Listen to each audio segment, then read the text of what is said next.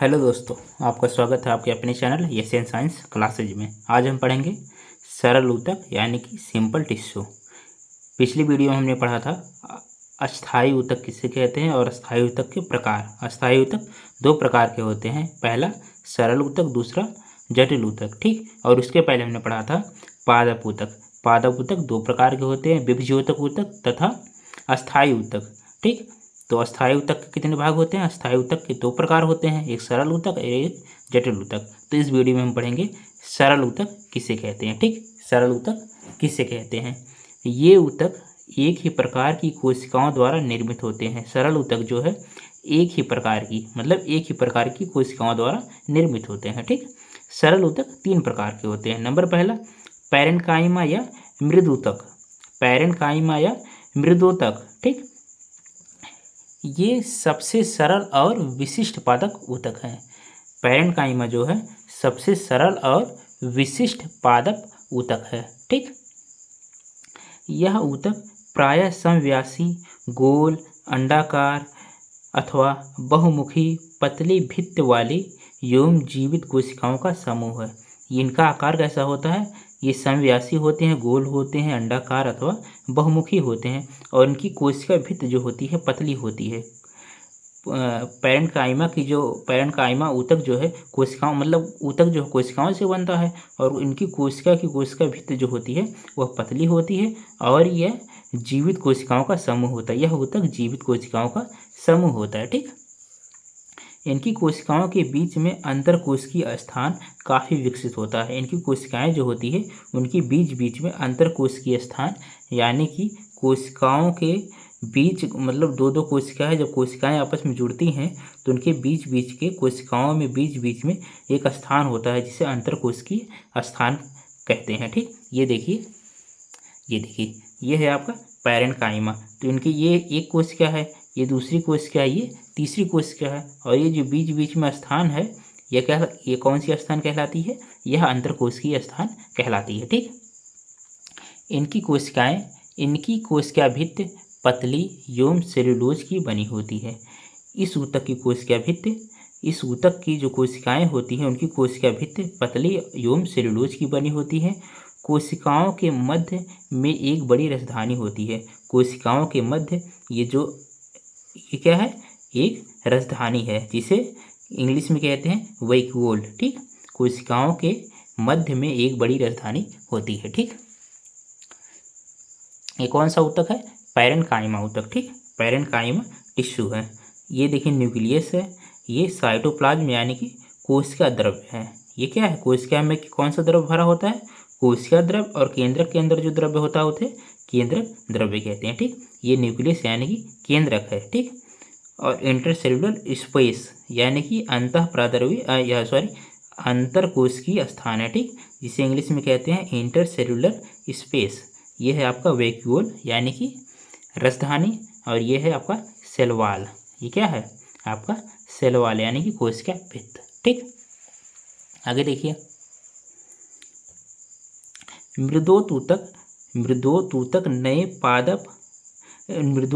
नए तने, जड़ व पत्तियों के बाह्य त्वचा और वलकुट में पाए जाते हैं। ये जो ऊतक है यह नए तने, जड़ और पत्तियों के बाह्य त्वचा और वलकुट में पाए जाते हैं। ठीक,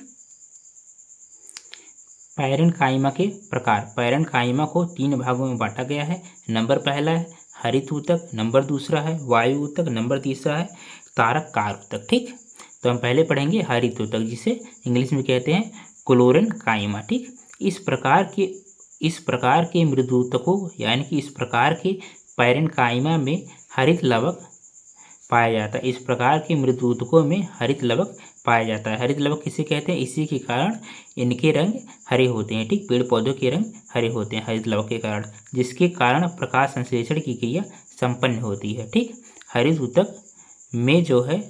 ऊतक के मृदूतकों में हरित लवक पाए जाते हैं जिस कारण प्रकाश संश्लेषण की क्रिया संपन्न होती है। ठीक, नंबर दूसरा एरेन्काइमा या वायु ऊतक। ठीक, नंबर दूसरा है एरेन्काइमा या वायु ऊतक। इस प्रकार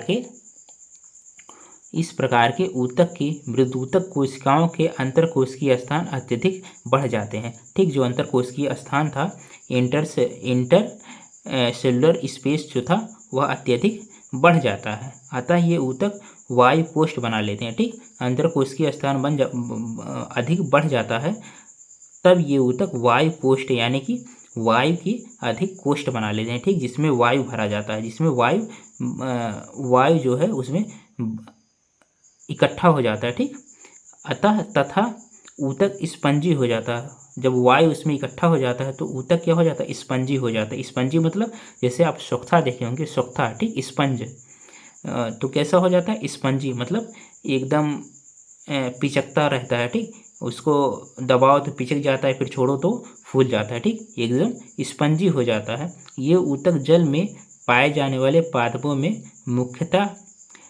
प्रमुखता से पाए जाते हैं। ठीक, ये जो ऊतक हैं जल में पाए जाने वाले जो पादप होते हैं उनमें जो है अधिक पाए जाते हैं। कौन सा ऊतक, एरेनकाइमा जो है, जो जल में जल में पेड़ पौधे पाए जाते हैं उनमें अधिक पाए जाते हैं। ठीक, क्योंकि जल में जो पौधे होते हैं वो क्या होते हैं, जल पे तैरते रहते हैं। ठीक, इसलिए उसमें उसकी जो डाली होती है यानी कि उसका जो तना होता है वह कैसा होता है, स्पंजी होता है। ठीक, आप देखे होंगे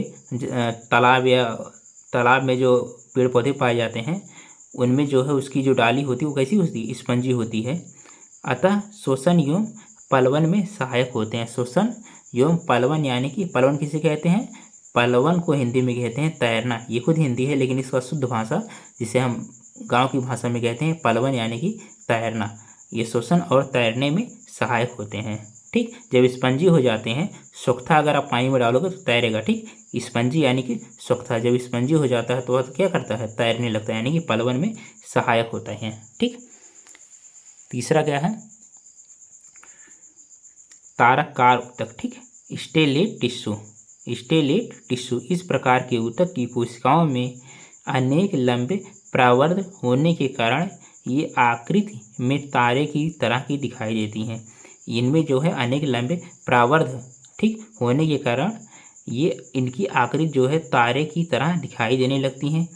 इन ऊतकों में वायु प्रकोष्ठों की संख्या भी नियमित हो जाती है। इन ऊतकों में वायु प्रकोष्ठों की संख्या नियमित हो जाती है।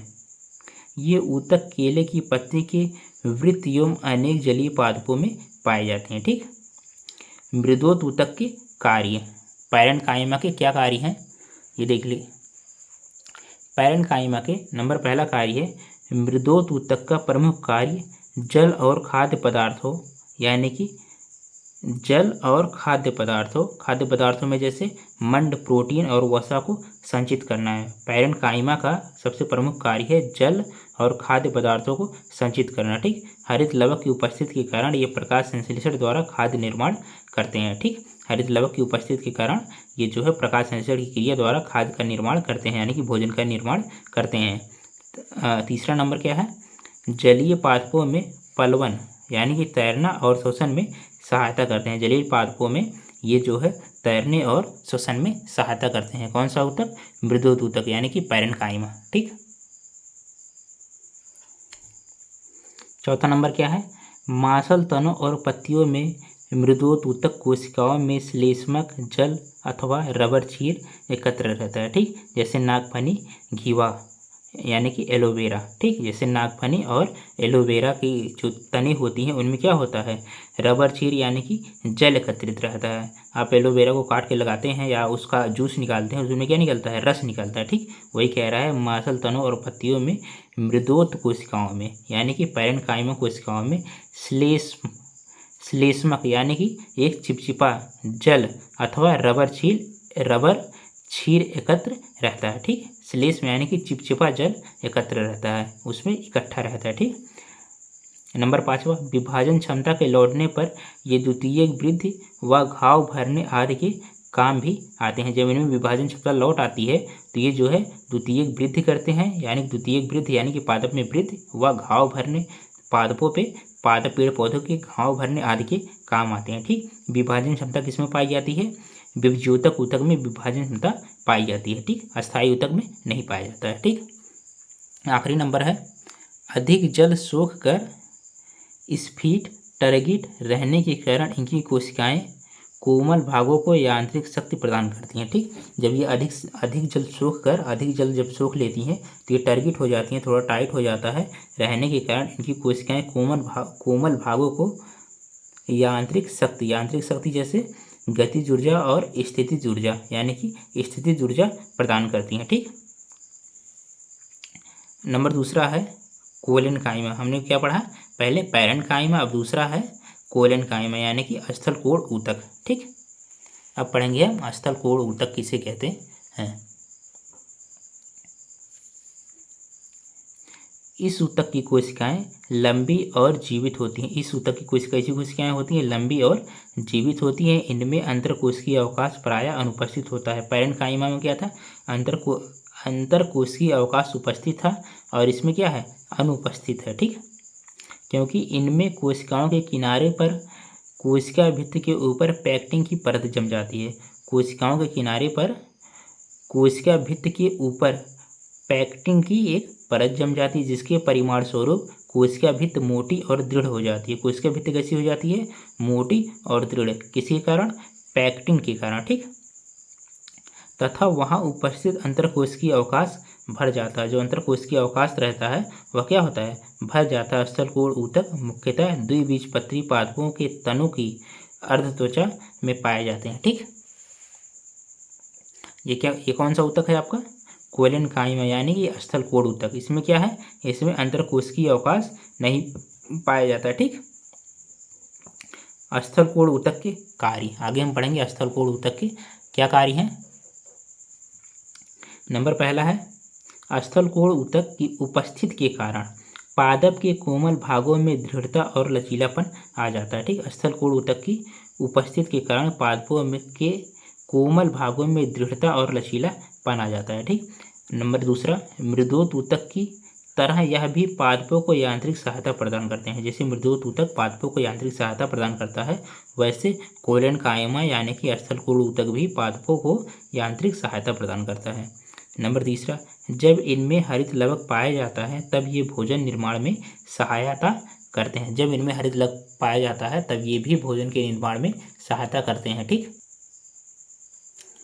नंबर डी क्या है, चौथा है, पैक्टिन और सेल्यूलोज की उपस्थिति के कारण इनकी कोशिकाएं जल संचय में सहायता करते हैं। पैक्टिन और ग्लूकोज की उपस्थिति के कारण इनकी कोशिकाएं जो है जल को इकट्ठा करने में सहायता करती हैं। ठीक, नंबर तीसरा है दृढ़ोर ऊतक यानी कि स्क्लेरेनकाइमा। ठीक, हमने पहले क्या पढ़ा, पैरेन्काइमा, फिर कोलेनकाइमा, अब स्क्लेरेनकाइमा। ठीक, तीसरा है स्क्लेरेनकाइमा। ये तीनों किसके भाग हैं, सरल ऊतक के भाग हैं। ठीक, और सरल ऊतक किसका भाग है, अस्थायी ऊतक का भाग है।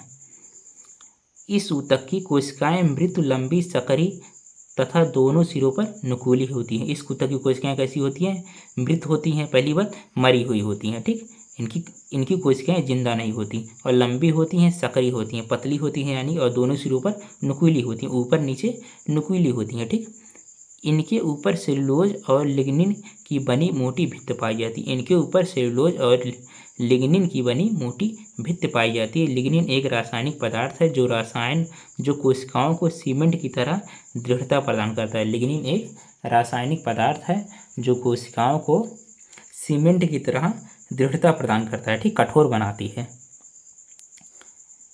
ये भित्तियाँ इतनी अधिक मोटी हो जाती हैं कि कोशिका के भीतर कोई अंतरकोशिकीय स्थान नहीं पाया जाता है। ठीक, पैरेन्काइमा में क्या था, अंतरकोशिकीय स्थान उपस्थित था।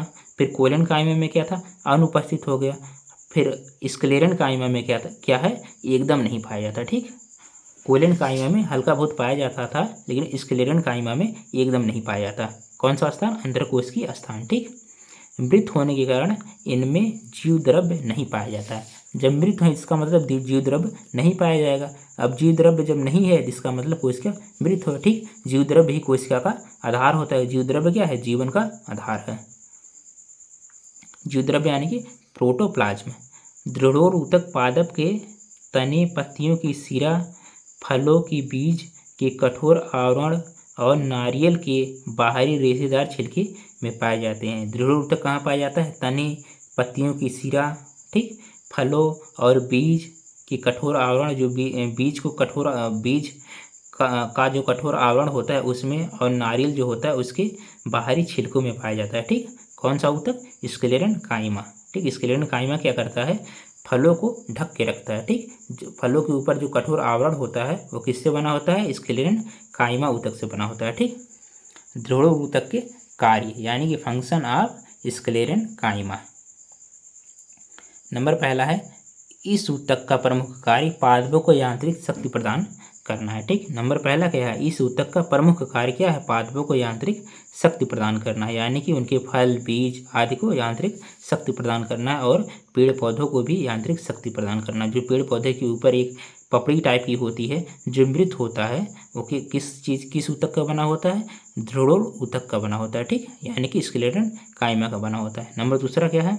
यह ऊतक पादप के बाहरी परतों में रक्षात्मक ऊतक के रूप में कार्य करता है। यह ऊतक जो है पादप की बाहरी परतों में, पादप होता है जो पेड़ पौधे होते हैं उनके बाहर जो होता है रक्षात्मक ऊतक के रूप में कार्य करता है। उनके बाहर क्या होता है? एक काला काला होता है। ठीक, वो क्या होता है? यही ऊतक का बना होता है। ठीक, नंबर सी क्या है? तीसरा, ऊतक की कोशिकाओं में मृत होने के कारण जल धारण की क्षमता नहीं पाई जाती। ठीक, ऊतक की कोशिकाएं मृत होने के कारण इनमें जल धारण की क्षमता नहीं पाई जाती है। ठीक, अगर आपको यह वीडियो पसंद आया हो तो प्लीज़ वीडियो को लाइक तथा चैनल को सब्सक्राइब कर दीजिएगा। Okay, thank you.